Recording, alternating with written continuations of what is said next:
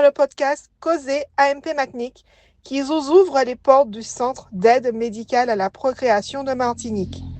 Gynécologues, biologistes, sages-femmes, nous donnons la parole à ceux qui vous accompagnent chaque jour, derrière la technique, des visages, des métiers et des réponses à vos questions.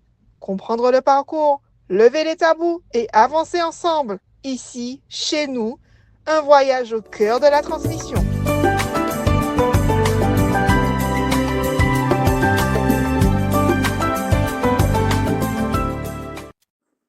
Dans l'épisode 22, nous abordons l'acupuncture, soin de support proposé au centre d'AMP Martinique. C'est Isabelle Rousseau-Yoquessa, sage-femme spécialisée en aide médicale à la procréation et qui pratique l'acupuncture, qui nous explique le lien entre AMP et acupuncture. Isabelle, pour commencer, est-ce que tu peux nous raconter comment l'acupuncture a croisé ta route avec l'aide médicale à la procréation et qu'est-ce qui, dans le parcours de tes patients, t'a fait dire qu'il y avait vraiment quelque chose à accompagner de ce côté-là? Franchement, c'est presque l'acupuncture qui m'a menée vers l'assistance médicale à la procréation et pas l'inverse. Je suis diplômée en acupuncture depuis 2013 et très rapidement, j'ai commencé à recevoir beaucoup de patientes engagées dans des parcours d'assistance médicale à la procréation. À l'époque, elles venaient surtout parce qu'elles avaient entendu dire que l'acupuncture pouvait aider à mieux gérer le stress, les émotions, l'attente. Toute cette charge mentale qui accompagne souvent les parcours PMA. Et honnêtement, quand on accompagne ces femmes-là, on comprend très vite que ce n'est pas juste un parcours médical. C'est quelque chose qui prend énormément de place émotionnellement, physiquement, dans le couple aussi parfois. Donc, dès 2013, j'ai commencé à suivre des patientes de Martinique, mais aussi de Guadeloupe, et même certaines qui partaient faire leur protocole en Espagne. Au début, mon travail était surtout centré sur l'équilibre émotionnel, aider à apaiser le stress, améliorer le sommeil, diminuer les tensions. Et puis au fil du temps, je me suis énormément perfectionnée. J'ai commencé à développer des protocoles d'acupuncture vraiment adaptés aux différentes étapes de l'assistance médicale à la procréation. Et là, je me suis rendu compte d'une chose essentielle. En assistance médicale à la procréation, il n'existe pas de recette magique qu'on applique à tout le monde. Chaque couple est différent. Chaque parcours est différent. Chaque protocole est construit presque sur mesure en fonction de l'histoire, des examens, des difficultés rencontrées. Et à un moment, je me suis sentie un peu limitée dans ma pratique. Je voulais comprendre plus profondément ce qui faisait qu'on choisissait tel protocole plutôt qu'un autre. Pourquoi certaines patientes réagissaient différemment au traitement? Comment moi, avec l'acupuncture, je pouvais être encore plus pertinente dans mon accompagnement? C'est pour ça que j'ai poussé la porte du centre d'assistance médicale à la procréation. À l'époque, le responsable était le docteur Mozogo. Je lui ai expliqué ma démarche, mon envie de comprendre réellement les protocoles médicaux pour mieux accompagner mes patientes. Et il m'a accueilli avec énormément d'ouverture. Je l'ai suivi pendant 1 an et demi et très sincèrement, ça a été une révélation. Cette discipline m'a passionnée immédiatement. C'est grâce à cette rencontre que je me suis ensuite inscrite à mon premier diplôme universitaire lié à la fertilité et à l'échographie gynécologique, avec tout le travail autour du désir de grossesse et du bilan de fertilité. Et aujourd'hui, ce que j'aime profondément dans ma pratique, c'est que je peux accompagner les patientes de manière beaucoup plus globale. Bien sûr, il y a toujours cette dimension émotionnelle qui est essentielle, mais maintenant, je peux aussi adapter l'acupuncture au moment précis du parcours, travailler sur la réponse au traitement, accompagner la préparation de l'utérus, soutenir l'accueil de l'embryon lors d'un transfert, que ce soit un transfert frais ou congelé. Et je pense que les patientes le ressentent, parce qu'au-delà des aiguilles, elles sentent surtout qu'on comprend vraiment ce qu'elles traversent. Merci Isabelle. Concrètement, qu'est-ce qu'on vient chercher en parcours à AMP avec l'acupuncture? Est-ce qu'on vient pour préparer le terrain, gérer le stress, pour soutenir la stimulation, favoriser l'implantation ou pour autre chose encore? Et est-ce que c'est complémentaire du suivi médical? Et est-ce qu'il y a des situations où ce n'est pas indiqué? Oui, alors concrètement, les patientes viennent chercher plein de choses différentes en acupuncture pendant un parcours d'assistance médicale à la procréation.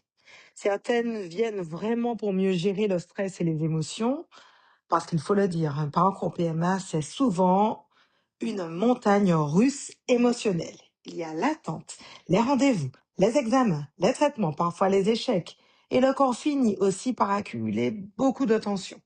Donc, déjà, le fait d'avoir un espace où on peut souffler, relâcher un peu la pression, mieux dormir, récupérer physiquement et mentalement, ça change énormément de choses. Mais aujourd'hui, l'acupuncture en AMP va beaucoup plus loin que ça. On peut aussi travailler en accompagnement des différentes étapes du protocole, préparer le terrain avant une stimulation, soutenir la réponse ovarienne, améliorer la circulation au niveau de l'utérus, accompagner un transfert embryonnaire. Et ce qui est important à comprendre, c'est qu'on ne fait pas du tout la même séance selon le moment du parcours. Une patiente qui débute un protocole, une patiente qui est en stimulation ou une patiente qui arrive juste avant un transfert, ce ne sera absolument pas la même approche. C'est vraiment du sur-mesure. Et surtout, et ça c'est très important pour moi de le préciser, l'acupuncture est une méthode complémentaire. Ce n'est pas une alternative au suivi médical. Le but, ce n'est jamais de remplacer les traitements ou les équipes médicales. Au contraire, on travaille avec le protocole médical pour essayer d'optimiser les conditions autour du parcours. D'ailleurs, pour la petite histoire, il m'arrive parfois de refuser de faire certaines séances d'acupuncture. Et ça surprend souvent les patientes quand je leur dis ça. Mais par exemple, quand je vois qu'une patiente répond déjà très fortement à sa stimulation, je sais que l'acupuncture pourrait parfois accentuer encore cette réponse et dans certains cas, il y aurait un risque d'ovulation trop rapide, ce qui pourrait devenir incompatible avec la date prévue de ponction. Donc parfois, la meilleure décision, c'est justement de ne rien faire. Et je pense que ça montre bien que ce n'est pas quelque chose qu'on applique automatiquement à tout le monde. C'est vraiment du cas par cas. C'est une réflexion globale autour du protocole médical de la patiente. Et honnêtement, c'est là où le fait d'être formé à la fois en acupuncture et en assistance médicale à la procréation devient un vrai atout. Parce que ça me permet de comprendre exactement où en est la patiente dans son parcours, ce que l'on cherche à obtenir médicalement et donc de proposer un accompagnement cohérent, sécuritaire et adapté au bon moment. À quel moment du parcours est-ce pertinent de commencer l'acupuncture? Avant la stimulation, pendant, juste avant le transfert, après le transfert? Et à quelle fréquence il faut venir pour que ça soit efficace, que ça ait du sens? Et est-ce que c'est trop tard si on est déjà en plein dans la stimulation?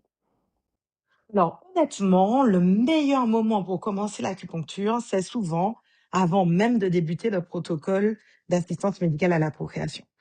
Parce qu'avant de parler stimulation, transfert ou ponction, avant de parler insémination intra-utérine, il y a déjà toute une phase de préparation du terrain qui est très importante.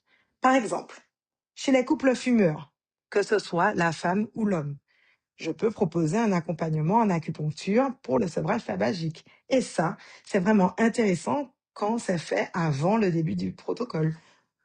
On sait aujourd'hui que le tabac peut avoir un impact important sur la fertilité, notamment sur la qualité spermatique, mais aussi sur la qualité ovocitaire. Donc, quand on arrive à diminuer ou arrêter avant de commencer, on met déjà beaucoup plus de chances du côté du couple. Et ce n'est pas uniquement le tabac d'ailleurs. L'acupuncture peut aussi accompagner d'autres addictions, comme l'alcool ou certaines drogues. Mais il n'y a pas que l'aspect hygiène de vie. Au début de l'interview, je parlais beaucoup des émotions et ce n'est pas un hasard, parce qu'on oublie souvent à quel point le cerveau joue un rôle majeur dans toute la sécrétion hormonale liée à la fertilité. Quand un couple est dans un stress permanent, dans l'angoisse, Dans la fatigue émotionnelle, le corps le ressent aussi. Et très souvent, les couples arrivent en début de parcours déjà extrêmement tendus. Donc cette phase de préparation permet aussi de remettre un peu d'équilibre avant d'entrer dans quelque chose de très médicalisé. Et cette préparation concerne autant la femme que l'homme. On parle beaucoup des femmes en assistance médicale à la procréation, mais l'acupuncture peut aussi accompagner la qualité spermatique chez les hommes. Et ça, c'est important de le rappeler. Ensuite, quand la stimulation démarre, là, on entre vraiment dans du cas par cas. Personnellement, j'aime bien avoir déjà quelques informations sur la façon dont la patiente répond au traitement avant de proposer certaines séances d'acupuncture.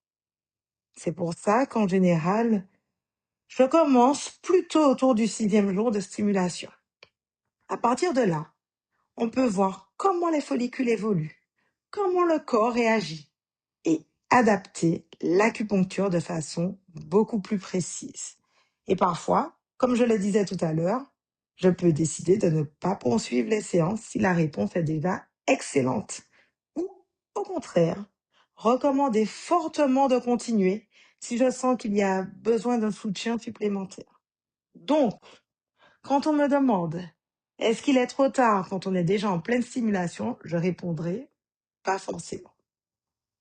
Mais c'est vrai qu'il est toujours plus confortable d'essayer de corriger ou d'accompagner une réponse au traitement un peu en amont, idéalement au moins 7 jours avant la ponction.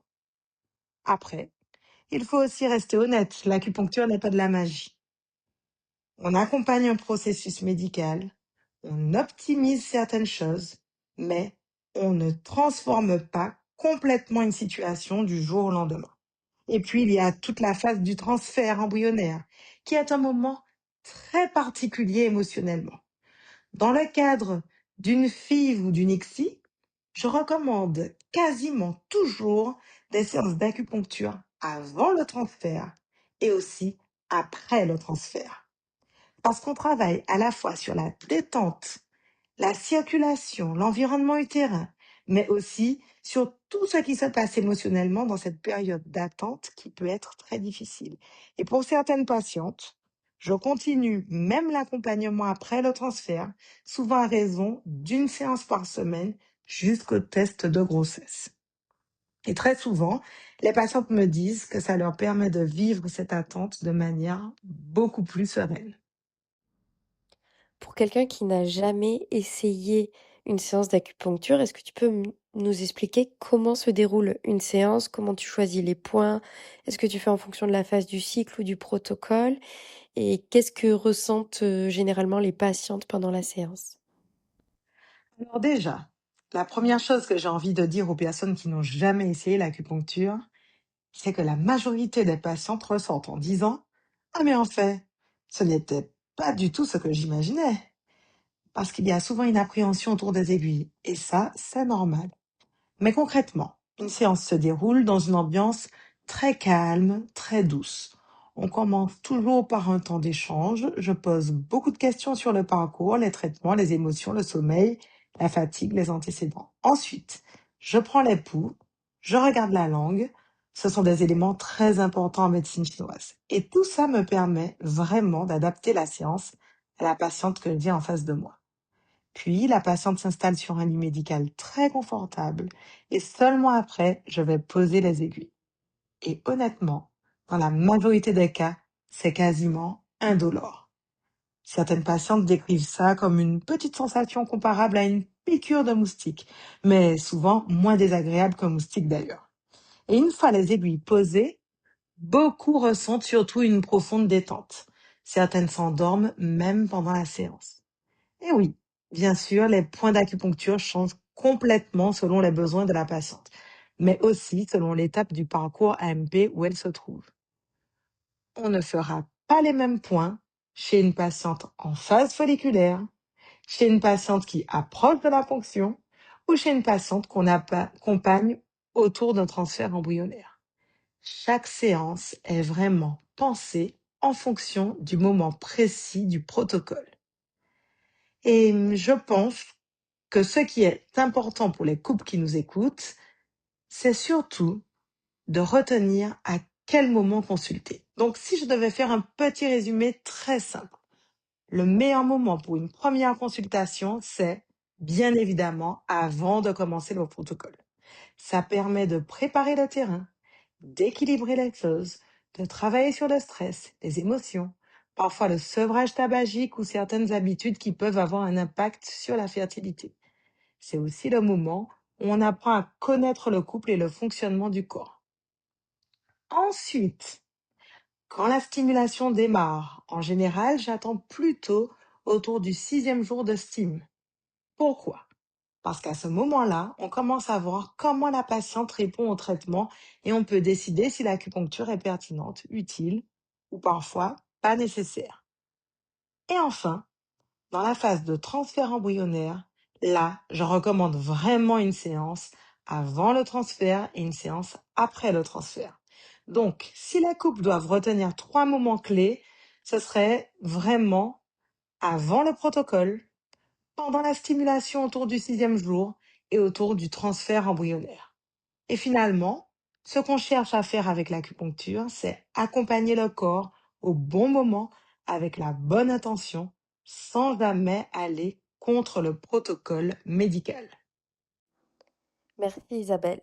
Est-ce que tu peux nous dire ce que dit la science par rapport à l'acupuncture, notamment à l'acupuncture en AMP? Quelles sont les preuves, les limites?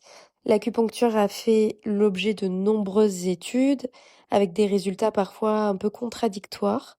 Comment tu te positionnes par rapport à ce que dit la littérature scientifique? Et aujourd'hui, qu'est-ce qui est étayé, qu'est-ce qui reste discuté?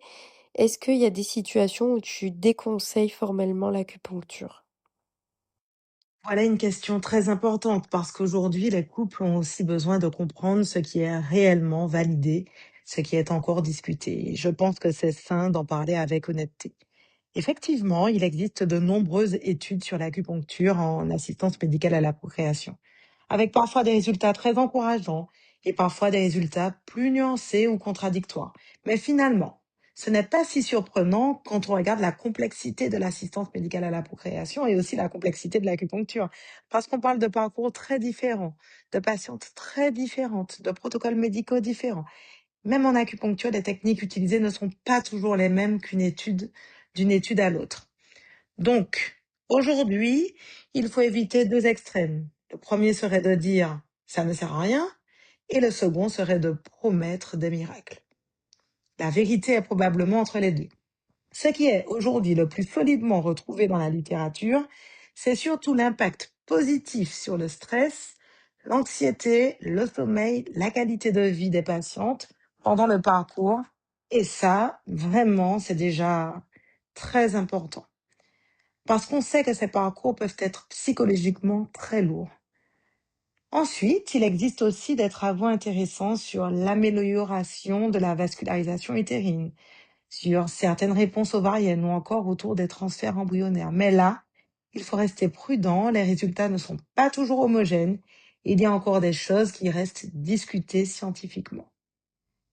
L'idée, ce n'est donc pas de faire croire que l'acupuncture va garantir une grossesse, ce serait irréaliste. En revanche, elle peut représenter un vrai accompagnement complémentaire pour aider certaines patientes à mieux vivre leur parcours et parfois optimiser certaines conditions autour du protocole. Et puis, il ne faut pas oublier non plus que l'acupuncture est une discipline reconnue en France lorsqu'elle est pratiquée par des professionnels de santé formés, notamment des médecins ou des sages-femmes titulaires d'un diplôme universitaire d'acupuncture. Certaines indications sont d'ailleurs partiellement remboursées par l'assurance maladie, comme le sevrage tabagique, certaines douleurs ou encore certains accompagnements autour de la dépression ou de l'anxiété. Donc, on n'est pas du tout dans quelque chose de marginal ou mystique. Après, évidemment, il existe aussi des situations où certaines séances peuvent être déconseillées à certains moments précis du protocole.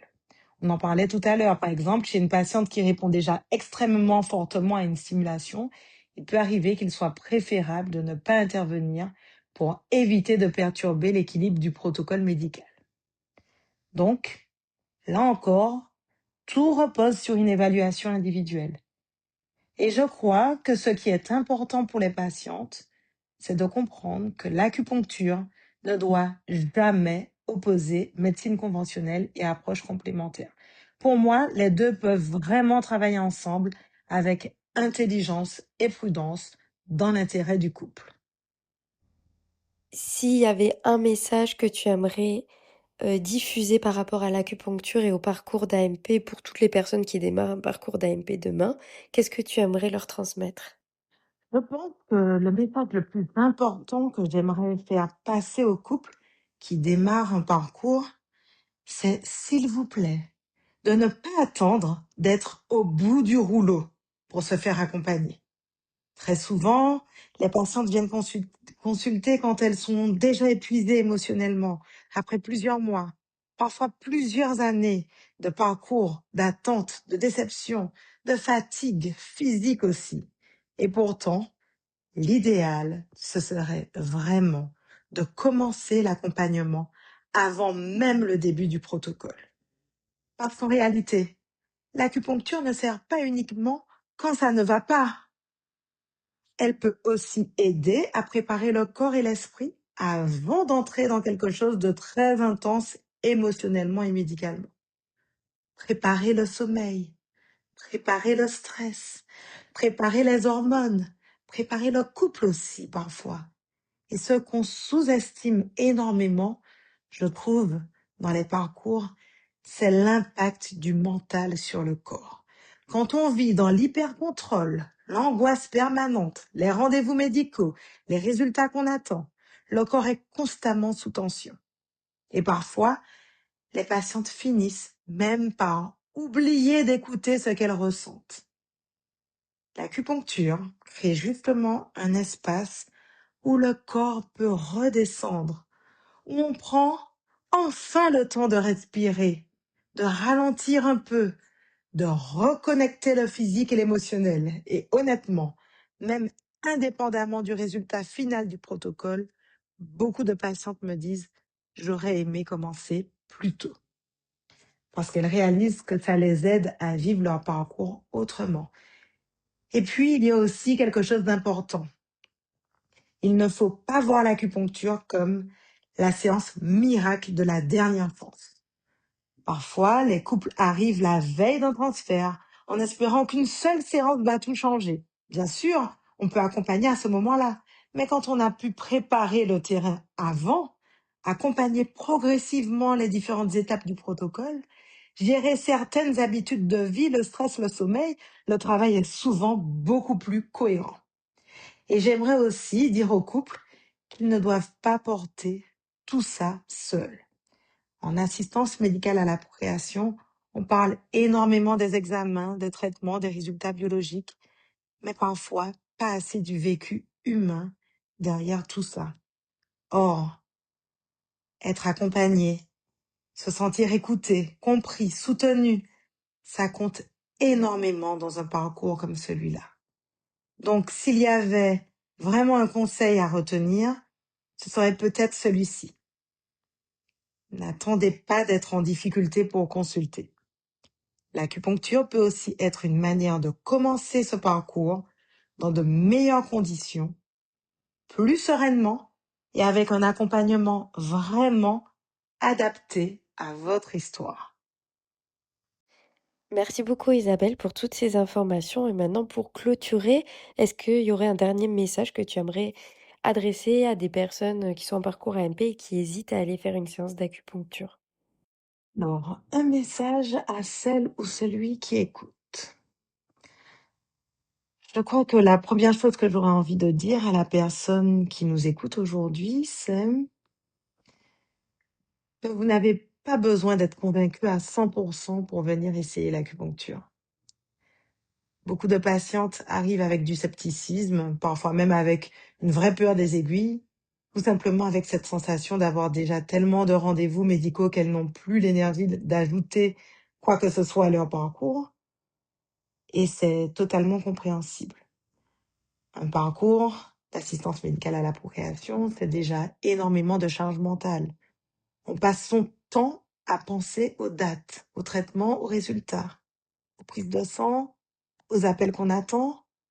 Et parfois, on finit par fonctionner un peu en pilote automatique.